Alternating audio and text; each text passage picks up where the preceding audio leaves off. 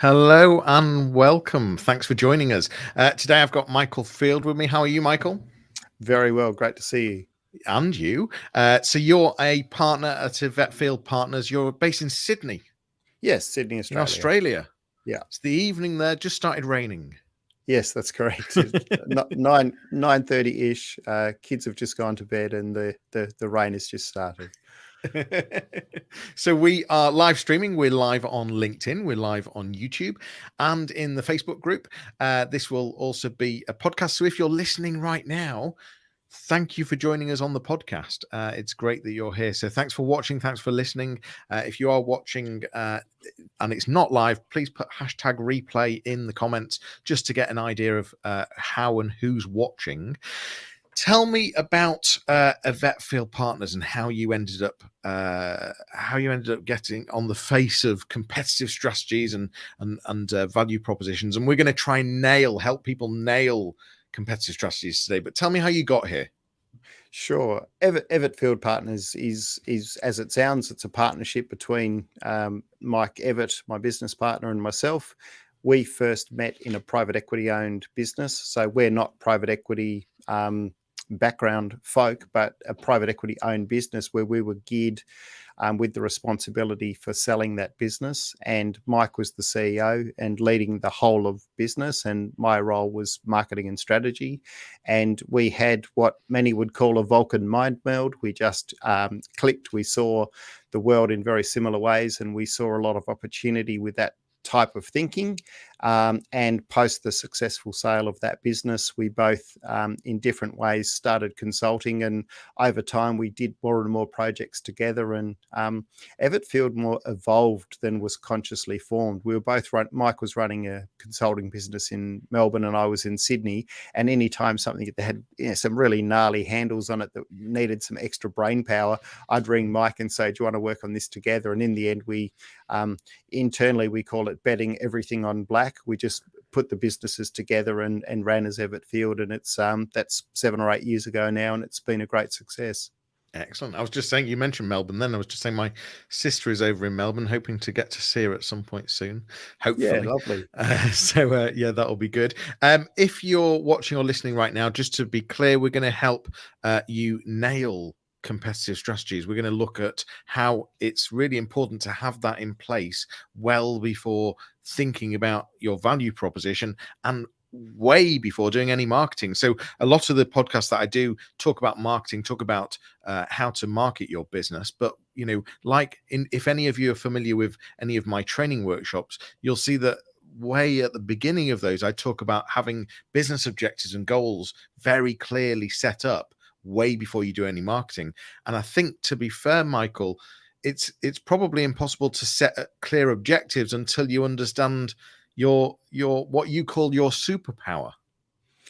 Yeah, absolutely. I mean, marketing simply amplifies a business. And if the business is poorly thought through or poorly structured, then it amplifies the weaknesses in the business as much as it does the strength. So I am in heated agreement with you. We would very often talk a client out of turning on any aggressive marketing engine until they'd resolved a number of key issues. Otherwise, it will simply amplify the gaps as well as the strengths. And throughout this podcast, we're going to try and give some actionable tips, things that you can do immediately, really help you to get thinking and sort of elevate your thoughts around this subject. So where do we start, Michael? What's the place to start on this?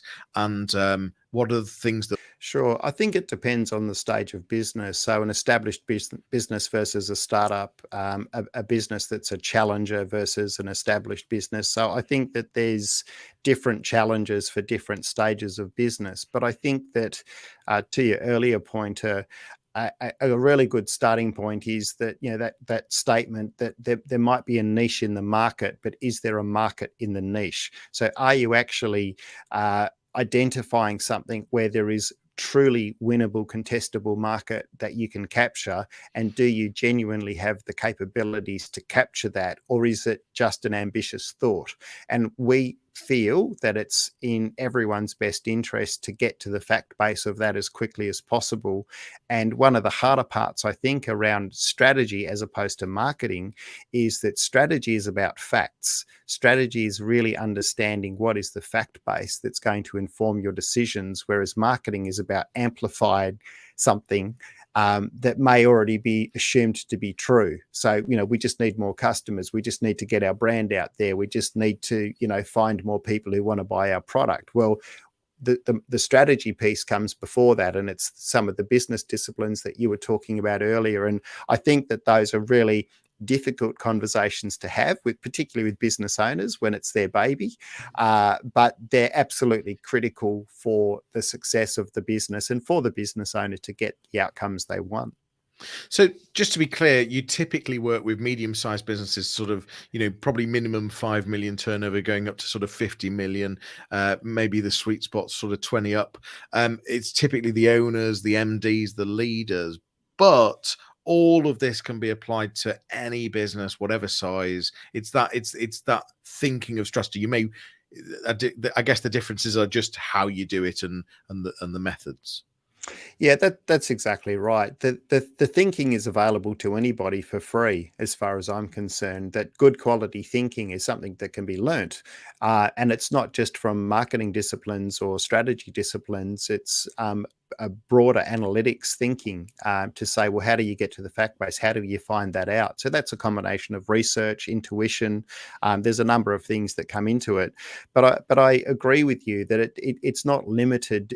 This competitive strategy is not limited to the upper echelons of the business world. It is something that is fundamental to a startup, to a solo practitioner, to a small partnership, a small collaborative of people, whether that be a food stall at the markets or whether that be a complex multinational business. You still have to have that fact base right, and you still have to be working with the right information. Yeah, totally. For those that are with us live right now, please do comment. Please do ask questions. I can see Julia Owert is here. Hi, everyone. Good to be here. Thanks for joining us. Please do let us know if you're watching right now. And if you've got questions for myself or Michael, please do submit. If you're on the podcast and it's not live, well, we're really pleased you're here listening after the recording. So thank you. Now then, Michael, I'm conscious that actually the word or the phrase competitive strategy, what the hell does it mean? Yeah, it's a great question. I mean, all strategy really is competitive. If you look at it through that military lens, well, strategy is about winning in a context. It's about winning against, an environment or against a competitor. So you're right. In a way, competitive strategy can be hugely misunderstood. We would probably reframe that a little bit and talk about competitive assets. So what are the competitive assets that you would need to have in order to be successful in whatever pursuit it was? So that might be increase in revenue, margin, market share. It may be increasing enterprise value in preparation for a sale. So there might be conscious choices you make in your competitive strategy that don't actually create long-term value for you. They might create short-term value in the positioning of the business for sale. So competitive strategy is a series of decisions that you make and around the competitive assets that you would need to build or assemble in order to deliver on the business outcome. And like I said, that business outcome may vary. Some business owners are saying, you know what, I want to be out of this thing in 2 years. What do I need to do? And others are saying, you know what, I inherited this, this is a third generation family business. I want to give it to the next generation in better condition than I found it. And I want to do everything I can to make sure that I've honored the legacy of my granddad. So all of those things are absolutely valuable pursuits. And we think that you just need to look at what's the outcome and then what are the assets that you'd need to build to deliver on that. So you talked about making decisions on the research that you do in the early stage. What are the things that I need to do to help me start making some of those decisions? some of the things you need to do, or some of the So, so, questions you need to ask? well, I guess, yeah, no, fair point. I guess it is about questions I need to ask. So what do I to start coming up with a competitive strategy? What are the Yes. things that I need to? Yes, I guess what are the things I need to be asking myself or the business, the organization? That's a fair point, Michael. Yeah, sure. No, fair enough. I just saw a question too from Nathan Sangster, which we'll come to in a moment. But the, the questions that need to be asked around competitive strategy is going back to the earlier comment, like there might be a niche in the market, but is there a market in the niche? So really looking for a fact base to say, what is the genuine, contestable, winnable market for this particular idea? And are we properly positioned and fully skilled and resourced to capture that? And if not, what would we need to do to capture that? I'll give you a really good example. We worked with an organization that manufactured stainless steel tanks for a particular category, particular large scale production category. There were 7 or 8 other industries that they could get into: petrochemical, water, edible oils, milk, these types of things.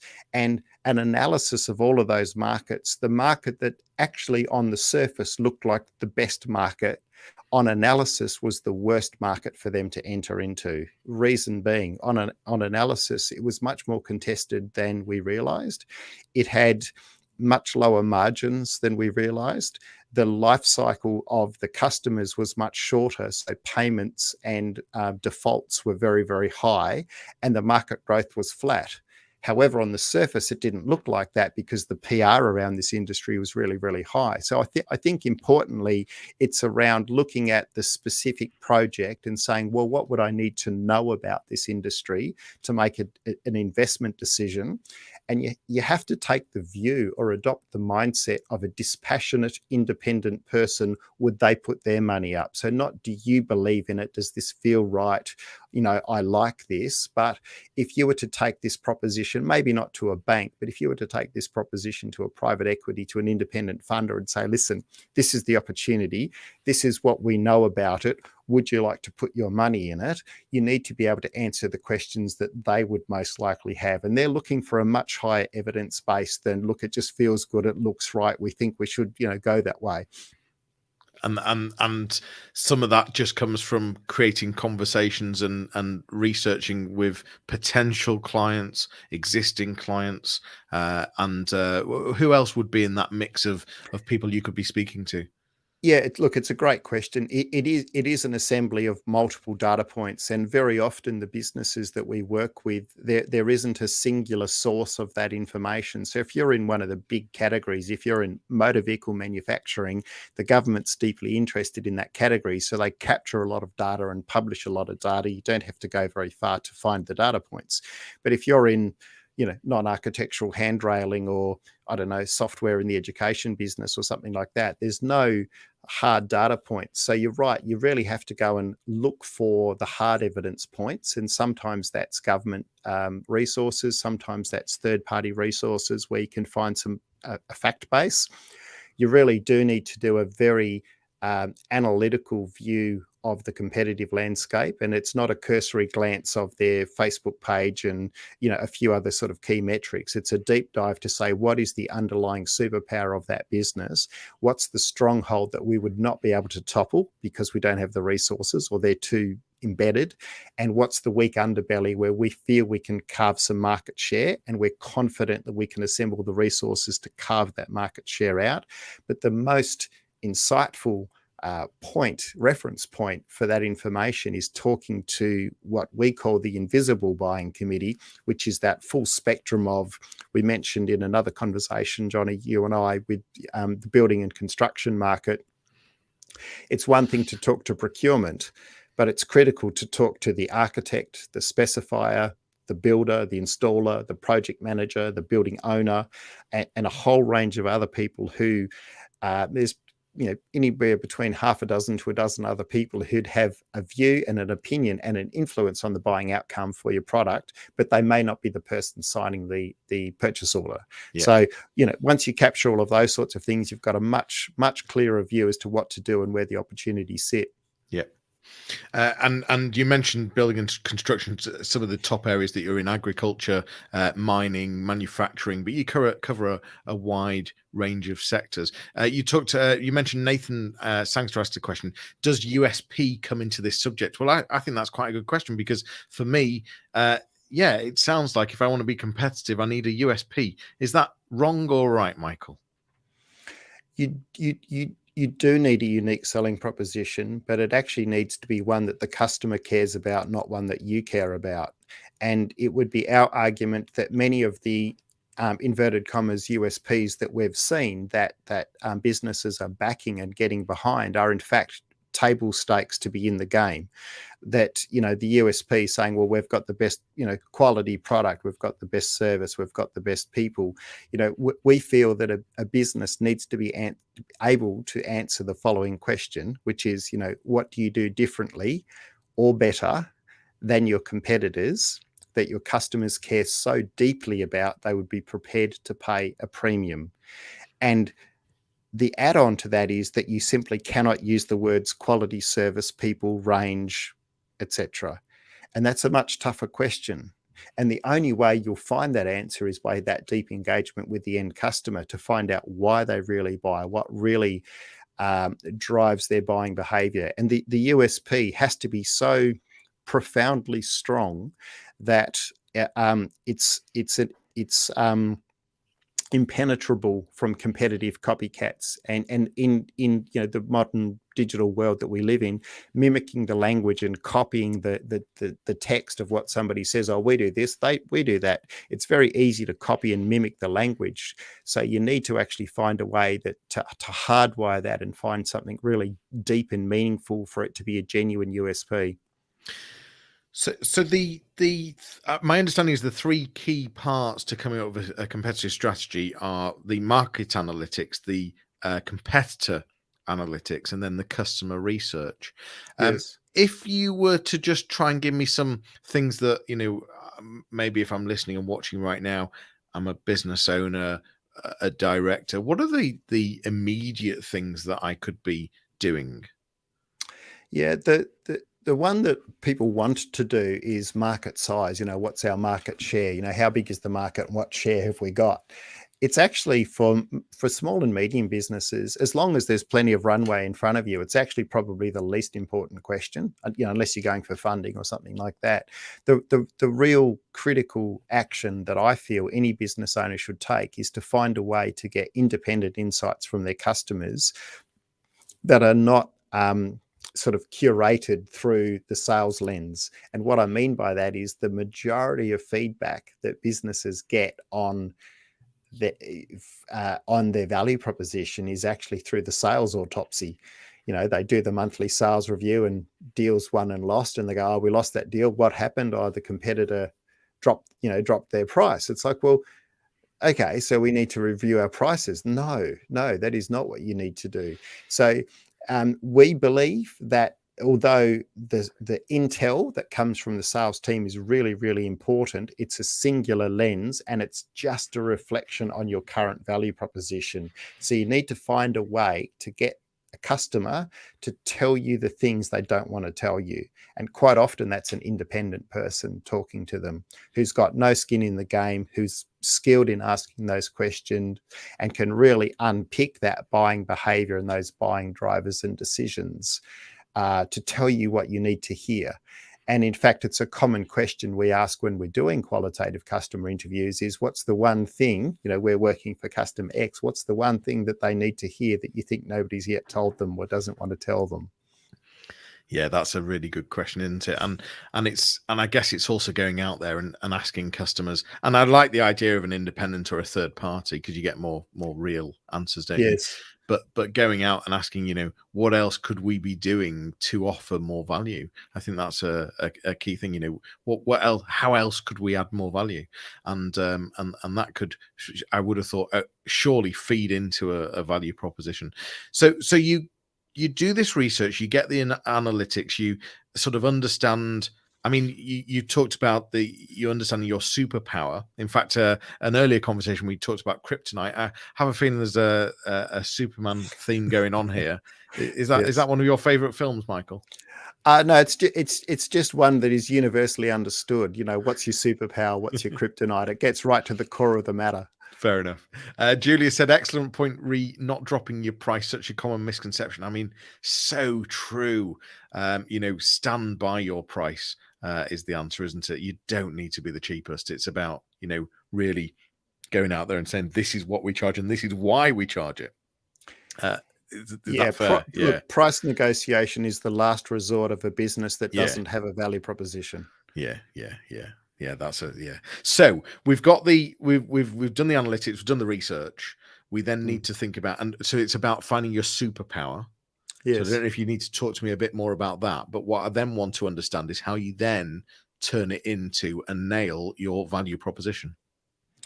Yeah, the superpower can be segmented. So depending on the type of business and the number of markets that you serve, if you're in a single market, you're selling a particular type of product primarily to one customer type. There's probably a number of things that you can do to identify that superpower. If you've got a more fragmented product set serving lots of different customers, it can be a little more difficult because you have to then do a segmented value proposition. Finding it is the hard part. Amplifying it is in many ways easy, but the real challenge is how do you do that in a way that isn't just giving a free kick to your competitors to try and copy you? And we think that there's some real skill and talent in being able to do that.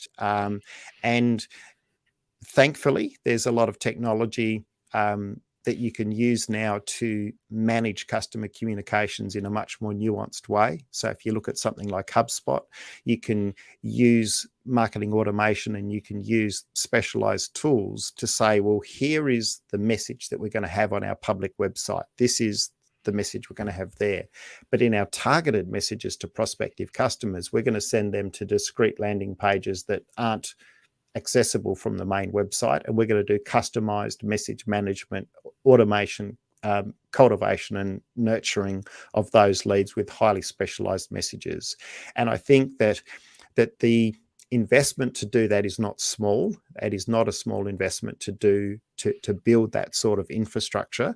However, the businesses that choose to do that are growing, in our experience, at a disproportionately high rate to the market and to their competitors, and they're just streaking ahead when it comes to market share. You can still do that in a small way, even in a highly personalized way with a well-trained sales team, for example. Julia, who's joined us today in this live stream, that's one of her specializations. That's one of her expertise, is to say, well, how do you get those, how do you get the sales team on the right page saying the right thing, and how do you have them skilled to be able to react to the different customer needs?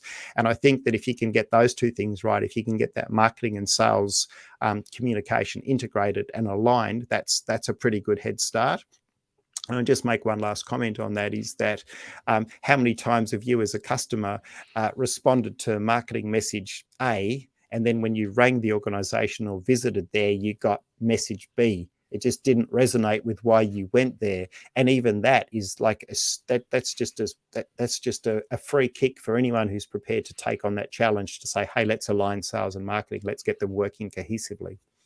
Yeah, and there's a huge risk of dropout when they're not aligned, and I start feeling that this organization just doesn't understand me, and so I can see that completely. And in terms of, you mentioned HubSpot, you mentioned discrete landing pages. The more targeted you can make something for different audiences, of course, the higher conversion rate, and it's really about understanding that. So when you so out of the work you do here, then do you start going deep into the customer personas and the different types of buyers to understand the different value propositions then? Yes, we do. It's an integral part of the research that we do. And the reason talk about it through the research lens is that I say this respectfully, but a lot of customer personas are actually just sort of ambitious icons of who they'd like to be selling to, as opposed to a factual reflection of who the customers are and how they buy. So, like I say, I'm saying this in the right way with due respect to the model. We think that the customer personas should actually reflect those deep buying drivers and behaviors of the persona, rather than a composite image of grocery buyer X and procurement guy Y and whatever else. That often the personas that I've seen are purely imaginary, and they haven't been drawn up from the facts, from the research. And the approach that we take is to say, well, we need to get to the bottom of who that person is and what is really driving their buying behavior, and we need to get it from them. And then we will build the persona up from there, and then we will match our comms to their actual need, as opposed to, I have a strong belief that whiteboards lie. Don't get me wrong, I use them all the time, but the internal whiteboard session where we map out our ideal customer and we all cheer and walk out, and the sales team goes, what happened? We're still walking into the same market with the same tools. It's just that we're supposed to do it differently now.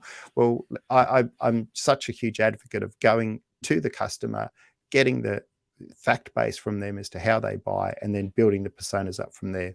So what are some of the key ingredients in a persona that you would be creating? Is it less about job titles and hobbies and interests and etc.? Is it more around pain points and what are the other key ingredients that would be in a persona that you'd be working on?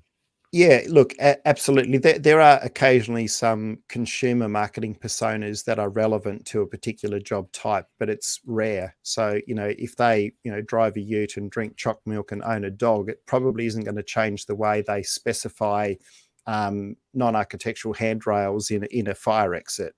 So our view would be to say, well, what's really driving their fears and anxieties? What's really driving their hopes and aspirations in relation to that product purchase in the context of that job where they're currently at? Do they have ambitions around just keeping their job? Do they have ambitions about growing their responsibilities in that job? Who are they most afraid of? And I know that sounds like an absurd question, but are they most afraid of the certifier who's going to come in and say, no, that's not right, rip it all out? Are they most afraid of the customer who says, I don't want to spend that much?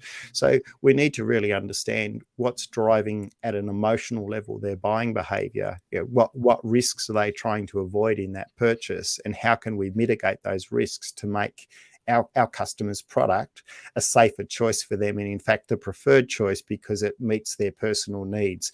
And then it doesn't matter what football team they barrack for, or whether they drink lattes or iced coffee and all of those other sorts of fluffy pieces of personas that often sneak in from consumer marketing. We think it's entirely to do with the psychological map of the customer, what's driving the emotional and risk-based buying decision for them, and how can we give them confidence in our customer's product that it's the lowest risk purchase. And how do you understand how they buy? So you talked about understanding their fears and their anxieties, and I love the question around what are they afraid of. But Yes. how do you understand how they buy?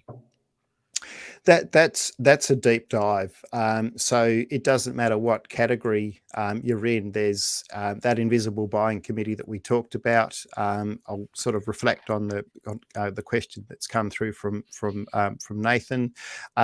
If you look at building and construction market, there may be a procurement, an estimators team and procurement who are managing some parts of that buying process. But there's a ton of people inside that business who have got a view, everything from the risk officer to the fire warden, OH&S. There's just an enormous number of people, and we have found that the best way is to get a consensual interview with them, where it's clear to them that what they say is confidential, as in it won't be attributed to them, so they can speak their mind. Secondly, that it's not just a series of on a scale of 1 to 10, how much do you love us type questions, that they're actually genuine, open-ended, exploratory questions that get them talking about the key issues and drivers. And once that trust and rapport is built in a customer interview of that standard, they generally tell you what you need to know. And we find that there's really a shift that occurs in a customer interview like that, where they think it's going to be on a scale of 1 to 10 type questions. So they go, hurry up, what's the next question? And then once they start talking about the stuff that matters to them, and we maintain a deep interest in understanding that, not defending our client, not arguing back, doing none of those things, just saying, I just want to understand, help me understand that more. What was the impact on you? They say, well, actually, this is what it meant. This is what it means. So we feel that that's the only way you can really capture that information. And point blank, they won't tell that to the salesperson or the sales manager, and they may not even tell it to the business owner, even if asked directly. There's always a curated relationship that occurs between the customer and the vendor, and we think you have to break those walls down and find an impartial way to do that. It's a strange comment, but to some people have said we kind of act more like marriage counselors. We don't have a solution, we just ask lots of questions, and if you're talking, we'll keep asking questions. And unlike a counselor, we will never end the interview. If they're still talking, we'll keep writing notes. And the longest customer interview we've done is about 3.5 hours. Wow. So I think what you're tapping into here is a question that Nathan's asked, which is, would love you to say a bit more about, it's not just your customer, because they might not be the buyer, but it might be a specifier or an architect or an end client, etc. Yes. Before we sort of go further with that, what I'm hearing is that it's about talking to a number of different people within the business, decision makers in the business that might be involved in the decision, and understanding all the different parts to then, and that's how you understand more about how they buy. So if you're can you give me an example of some of the questions? Because I know it was about the fears, the anxieties, and who they're afraid of. But if you're talking to, for example, the head of finance as one part of the equation, is it similar questions, or is there any other questions that you could suggest that would be asked? It really does vary on the job type. The questions tend to be open-ended rather than targeted. But for example, I'll use the example in mining. Lifetime cost of ownership is a much more intriguing number to measure for a head of finance than the actual capital equipment cost.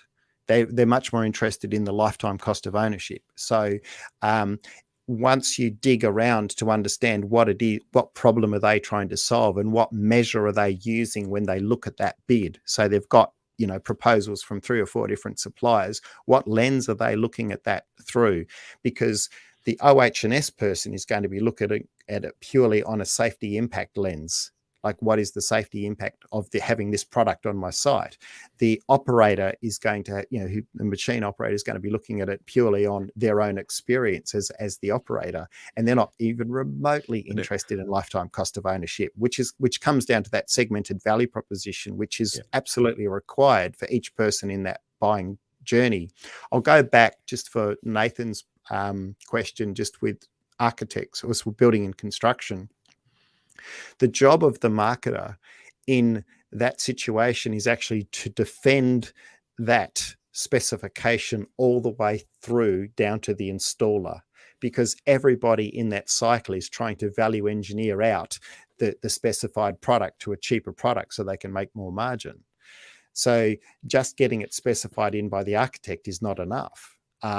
Just getting the builder to agree to it and sign it off is not enough, because each person has got the opportunity to value engineer that out and swap it with something else. So you need to understand, how would we make the risk for the installer so high for them to swap out from the specification that they wouldn't consider it?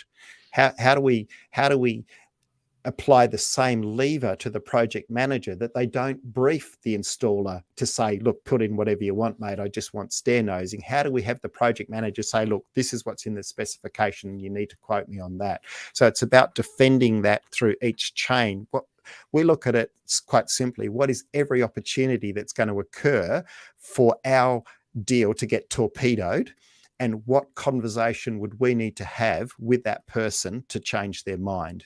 And then if you know the answer to that, then you can amplify that through the power of marketing, and that's where you get that disproportionately high market share. I should just make one point. A really good salesperson does this intuitively. A really good salesperson actually knows, hey, I'm talking to procurement here, but there's other people inside that big monolith who are going to be influencing this, and I'm going to find out who they are. So they start going up and sideways, and they start working their way through the business to have that influence. But not every, you can't do that on every deal in every business, which is why you need marketing. Yeah, and also what I'm hearing here is the strategy is actually not just doing it intuitively as a salesperson, but actually understanding it way before you start, and sort of having it detailed out and specced out, and knowing exactly what you're entering. Yeah, it needs to be codified. Yeah. It needs to be codified from a fact base, and if it's codified and documented, then it can be amplified. And importantly, that's got scale to it, and scale gives you disproportionately higher return on investment and return on effort. But if you go back to the enterprise value question, if you've got scale in how you're growing your business through the sales and marketing lens, that adds a disproportionately high valuation to a business, because it's not like, oh, that was a blip in sales where they've just ramped it up. It's like, no, they've actually got an engine. They've got an engine which runs sales. I was seeing that value proposition is typically made up of your strength, your what you call superpower, what market is actually winnable, your kryptonite. What do you mean by your kryptonite? What's just help me understand that more.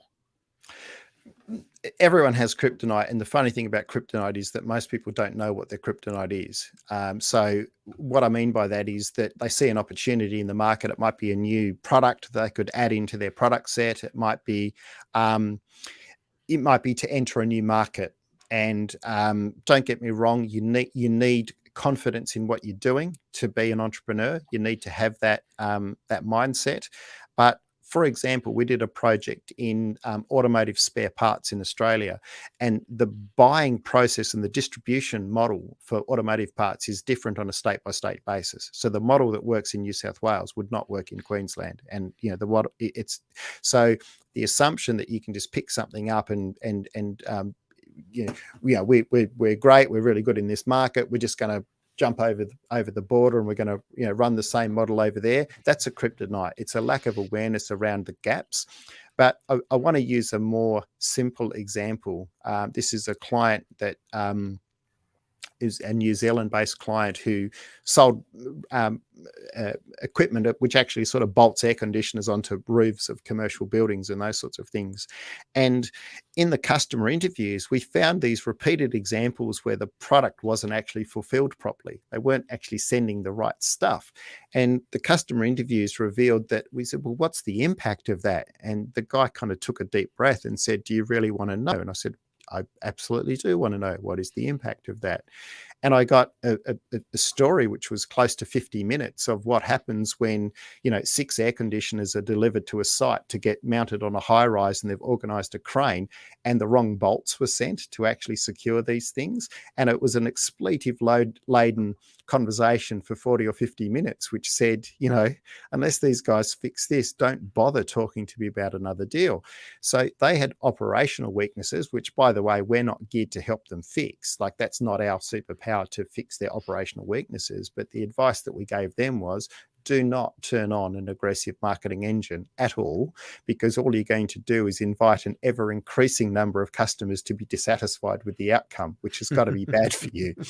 So we're actively deterring them from doing that. And we said, you need to bring in a lean management consultant who can go and work out what's going on in the warehouse, work out what's happening in the back there, and fix that system. And once that system is fixed, then come back and talk to us. Yeah. You mentioned the things that you could do immediately, and that was around going and speaking to your customers. I was just wondering if we could finish on maybe one or two other immediate points that you could, that me as a business owner or director or leader could go off and do right now, whether that be to feed into the competitive strategy or to feed into the value proposition. Sure. Look, the first thing that I would probably do is to go and look for the gaps, and one of the places to go for that is credit notes and those types of things. So look at your business and say, where are we actually letting people down? let's momentarily take off our superhero cloaks and that we're the best at everything, and let's just look at what we're not getting right, and let's get an understanding of how much difference that makes to our growth and to our customers, and can we fix that? So that's a very low cost, simple exercise where you just look for some gaps. If you said, look, we've done that and we've sort of worked through all those things and we're pretty confident in our systems and they're working well, then I think that customer interviews, and if possible, independent customer interviews, are a really good place to start. And, just thinking through a cross section of your customers. So ones who might buy across the range, they buy regularly, and across the range, they buy a little bit. And somebody who's like, you know what, that's actually a really big client, but they only buy this much from us. I wonder what that's about. And it can't be a salesperson doing those interviews, and it can't be somebody who's going to defend the customer and look for the opportunity. It's got to be an independent who says, tell me about that. What's going on there? And doing that in a way that isn't forcing the customer to go through laborious scale of 1 to 10, how much do you love me type questions, but just says what's going on. And assembling that and saying, what have we learnt from this exercise? I think that's an awesome place for somebody to start. And it's better than just starting on the whiteboard with the sales team saying, well, what else should we go for? Yeah, absolutely. This has been brilliant, Michael. We've run out of time, but I could chat about this for much more. It's so important to nail this before you do any, as you say, aggressive marketing. Michael, if people want to find you and want to talk to you about this, and maybe they are an owner of a mid-size, mining, agricultural, manufacturing business, and really would like some deep help, where do they find you? Certainly, they are welcome to connect with me on LinkedIn. So if they search me on LinkedIn, or just visit EvettField.com, EvettField.com, and I'd be more than happy to speak to any one of your listeners. And if we're not the right person to help them, we've got a great network, and we'll always refer to somebody who can help them. Excellent. Well, it's been delightful. Thank you for listening. Thank you for watching. And Michael, thanks for being a fabulous guest. Great subject. And I look forward to speaking to you again soon. But for now, it's bye from me, and we'll see you soon. Take care. Thanks, Johnny. Appreciate it. Bye.